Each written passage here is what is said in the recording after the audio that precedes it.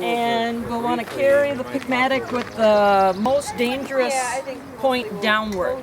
So carrying it like this is the desired way. And the pick Mattock is used to the side like that, not toward your body for obvious reasons. And it's one of my favorite tools, that's why I grabbed it first. Just like if you want to get a clump of something out, kind of poke around and feel around for it. When you want to do some bigger business, kind of from here down is good. Just let it drop and it'll do the work for you. You don't have to go real high with it to get a lot of force on it. And this part comes apart from this part for storage and stuff. Anything else on the pick? I think that look good. It's a multi-purpose tool. We use it to cut the back line, and we use it to make the bench, and we use it to grub out.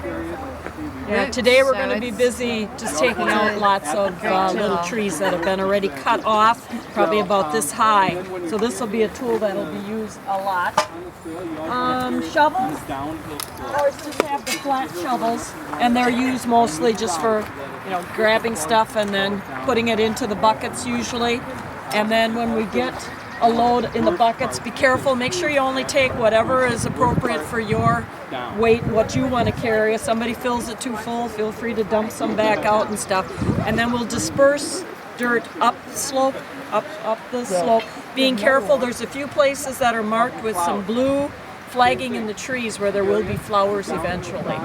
So well, I think she marked with there's hepaticas blooming.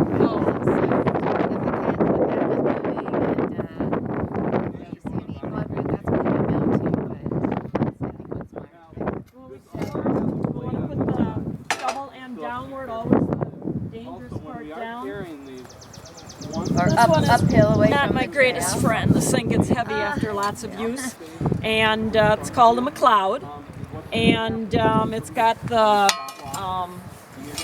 what do you call it? End, flat end for just scraping, and then it's got the end for doing the work of raking. And always on the trail, you'll want to work with it toward, as the trail goes, not across the trail. And very useful when you first get there to just removing debris, leaves and stuff out of the way so you can get down to the dirt and see what you're working on. Okay, and then the partner to the pick Mattock is the Pulaski, and this one's got two dangerous ends, so it has the carrying sheath for it. Try to hang this up in the tree or put it with our packs to make sure that we always keep track of it. But this is when you got some serious removing of stumps and parts of it, roots and stuff that you can't get at. You go into the dirt with this more so.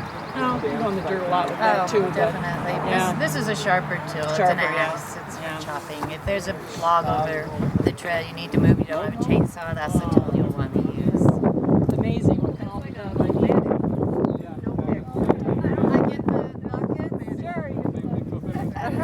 That's the transfer bucket. These are transfer buckets.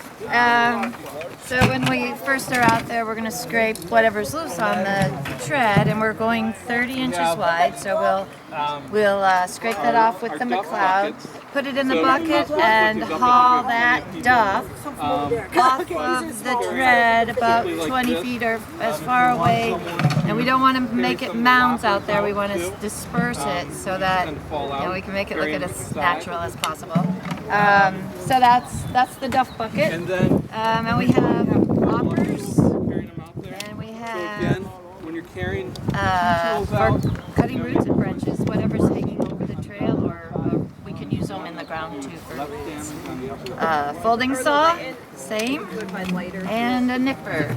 Sometimes we use nippers for roots that are coming out of the side hills, or out of the trail. So the trail itself will be about 30 inches wide, 30 inches. Arms across, and is that right? About 30? That's more than 30. That's more than 30. It would be probably 3 McLeod. Anybody need gloves here? Are you guys good? Good for gloves? Okay, great. I did not. You have gloves, everybody. These tend to be the heaviest.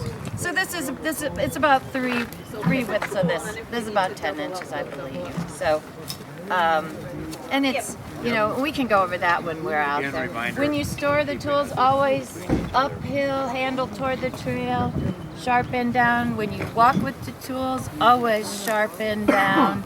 And as you're walking as in single file, you'll want to stay a tool's length away so that you don't, if the person in front of you stops walking, you don't want to walk into the tool. So that's...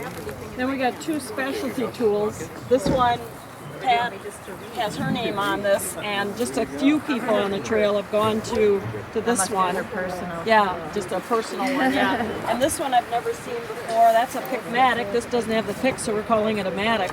So, not real sure. I've never worked with that one either. So. Yeah, campers have different tools than all of us, but that's about it.